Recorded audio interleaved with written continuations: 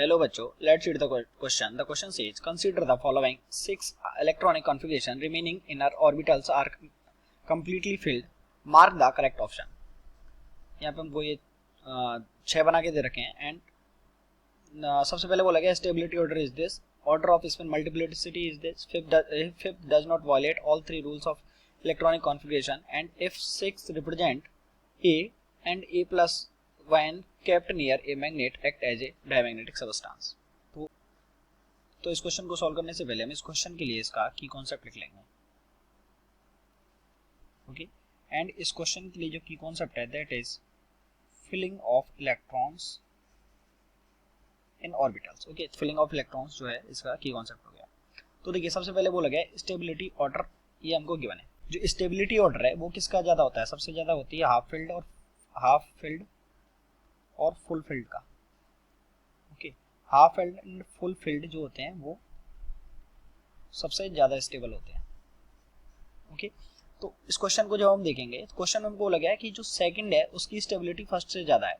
तो सेकंड आप देखेंगे, सेकंड कैसा है, ये रहा, सेकंड की स्टेबिलिटी फर्स्ट से ज्यादा है. तो फर्स्ट आप देखेंगे, फर्स्ट वाला कैसा है, हाफ फिल्ड है, और सेकंड वाला कैसा है, सेकंड वाला हाफ फिल्ड या फुल फिल्ड में से कोई भी नहीं है, ना तो ये आधा भरा हुआ है ना ये पूरा भरा हुआ है. तो इसमें ये स्टेबिलिटी ऑर्डर इनकरेक्ट हो गया, क्योंकि अगर हम फर्स्ट और सेकंड में ही कंपैरिजन करेंगे तो जो फर्स्ट की एनर्जी है वो क्या आएगी, सेकंड से ज्यादा आएगी, क्योंकि जो है फर्स्ट हाफ फिल्ड है. और अगर हम ओवरऑल करें तो देखिए जो सेकंड हाफ फिल्ड है, और अगर हम फोर्थ की बात करें तो फोर्थ भी हाफ फिल्ड है, लेकिन इसमें पी आ रहा है, इसमें डी आ रहा है. तो फर्स्ट की एनर्जी जो है वो सबसे ज्यादा हो जाएगी, फिर उसके बाद आ जाएगी हमारे पास एनर्जी फोर्थ की. ओके, उसके बाद फिर आते हैं सेकंड और थर्ड. तो ये रहा सेकंड और यहाँ पे ये रहा थर्ड. तो सेकंड और थर्ड में फिर से सेकंड की ज्यादा हो जाएगी, क्योंकि सेकंड में क्या आ रहा है, 3p आ रहा है. तो सेकंड एंड थर्ड, ये इसका स्टेबिलिटी ऑर्डर हो गया. तो ये तो क्या हो गया, इनकरेक्ट हो गया. हमको करेक्ट ऑप्शन बताना है. Order of spin multiplicity. Okay, order of spin multiplicity ये हमको बताना है. तो स्पिन मल्टीप्लिसिटी का एस इक्वल्स टू कितना होता है. ओके, या एस तो हमको देखना होता है इसका स्पिन कितना है. तो अगर हम स्पिन मल्टीप्लिसिटी देखेंगे, स्पिन मल्टीप्लिसिटी SM ये कितना होती है, 2s+1, यानी कि s की वैल्यू जितनी ज्यादा होगी उतनी ही स्पिन मल्टीप्लिसिटी कम होगी. और s किस पे डिपेंड करता है, नंबर ऑफ अनपेयर्ड इलेक्ट्रॉन पे. तो जिसमें नंबर ऑफ अनपेयर्ड इलेक्ट्रॉन ज्यादा होंगे उसके लिए s का वैल्यू ज्यादा होगा. ओके, तो आप देख सकते हैं सबसे पहले अगर हम नंबर ऑफ अनपेयर्ड इलेक्ट्रॉन लिखें तो फर्स्ट वाले में कितने हैं, 4. इसमें कितने हैं नंबर ऑफ अनपेयर्ड इलेक्ट्रॉन, इसके हिसाब से 2 हैं. यहाँ पे कितने हैं, 4, यहाँ पे भी 2, यहाँ पे 3 एंड यहाँ पे 6.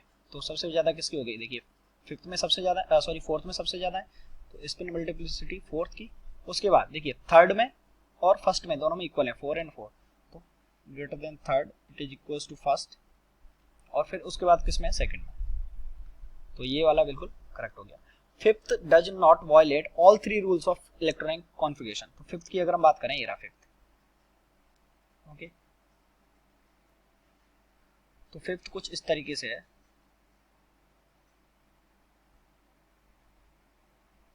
तो फिफ्थ आप देखेंगे, फिफ्थ कौन कौन से रूल को वायलेट कर रहा है.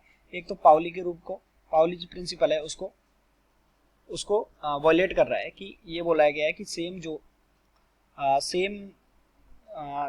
स्पिन के 2 इलेक्ट्रॉन एक ही कक्षा में नहीं आ सकते. तो यहाँ पे आ रखे हैं, तो पाउली को ये क्या करता है, वायलेट करता है. अगर हम हुंस रूल की बात करें, कि पहले कम एनर्जी वाले कक्षा को भरे जाएंगे तो पहले इलेक्ट्रॉन इसमें भरे जाने चाहिए थे, लेकिन इसमें चला गया, उसको फॉलो नहीं कर रहा है.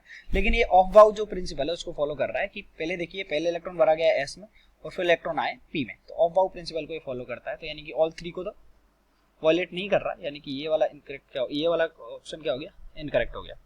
और लास्ट वाला हमको बोला गया है कि इफ 6 रिप्रेजेंट A, तो अगर 6 A को रिप्रेजेंट कर रहा है, बिल्कुल ठीक है, देन A प्लस अगर A प्लस बनाया हम 6 से, तो A प्लस बनेगा तो क्या होगा, एक इलेक्ट्रॉन उठ के इसमें चला जाएगा.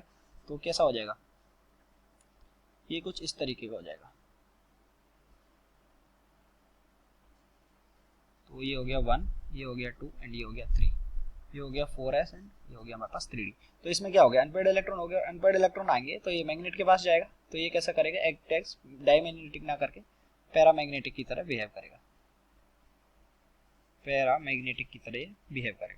क्योंकि इसमें अनपेयर्ड इलेक्ट्रॉन आ गए. तो ये भी क्या हो गया, करेक्ट हो गया. तो only option number B is correct. I hope you understood it well. Best of luck.